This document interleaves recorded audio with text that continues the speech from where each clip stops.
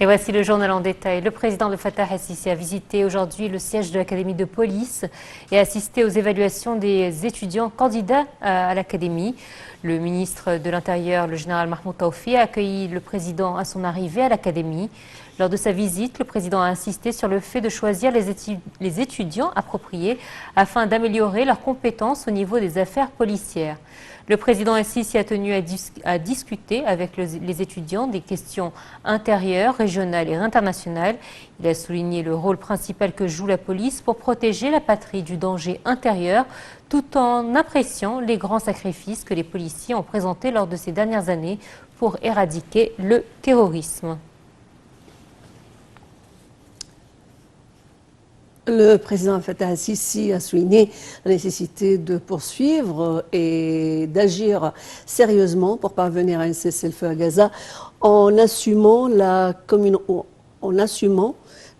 internationale la responsabilité à cet égard. Ceci a eu lieu lors d'un appel téléphonique entre le président el-Sisi et son homologue russe Vladimir Poutine. Lors de l'appel téléphonique, ils ont convenu de l'importance de la concertation des efforts internationaux pour parvenir à un règlement juste et global de la cause palestinienne basé sur la solution à deux États et sur l'établissement et la reconnaissance de l'État palestinien conformément aux décisions pertinentes de la légitimité internationale.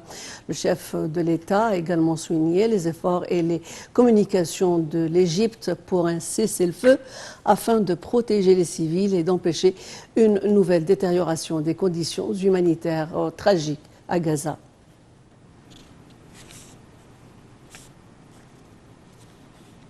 Et sur le plan national, des millions d'Égyptiens sont appelés aux urnes dimanche pour élire le prochain président du pays au cours d'un nouveau mandat présidentiel de 6 ans. Je propose d'en voir les détails dans ce commentaire signé chez Vaucélin. Le silence électoral se poursuit samedi pour le deuxième jour consécutif avant le début des présidentielles égyptiennes 2024. Plus de 65 millions d'électeurs se prononceront dans 11 631 bureaux de vote au sein de 9 376 centres de vote. Les citoyens ont le droit de voter de 9h du matin à 9h du soir, heure locale. Du dimanche au mardi, les Égyptiens de plus de 18 ans auront à choisir entre 4 candidats. L'actuel président de la République, Abdel Fattah el-Sisi, le chef du parti démocrate, Farid Zahran, le chef du parti néo-Afd, Abdel Sanad Yamema, et le chef du parti républicain du peuple, Hazem Omar. Le dispositif est immense. Quelques 9 400 bureaux de vote, 15 000 employés de la justice mobilisés et une période de vote étalée sur 3 jours. Les résultats seront annoncés le 18 décembre à moins qu'il ne faille organiser un second tour. Entre-temps, l'autorité nationale des élections a publié un communiqué confirmant la possibilité de bénéficier d'un service de renseignement gratuit pour savoir les informations de vote afin de faciliter le processus des élections et inciter les citoyens à y participer.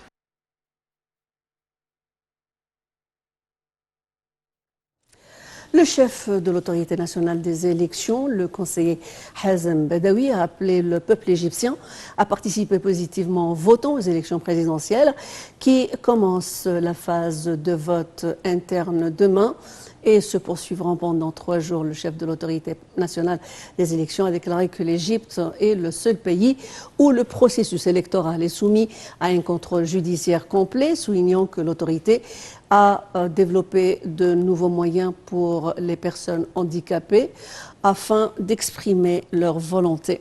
Entre-temps, le directeur de l'organe exécutif de l'autorité électorale nationale a déclaré que tous les juges supervisant le processus électoral sont arrivés ce matin dans les gouvernorats et ont reçu les documents du processus électoral des chefs des tribunaux de première instance dans chaque gouvernorat.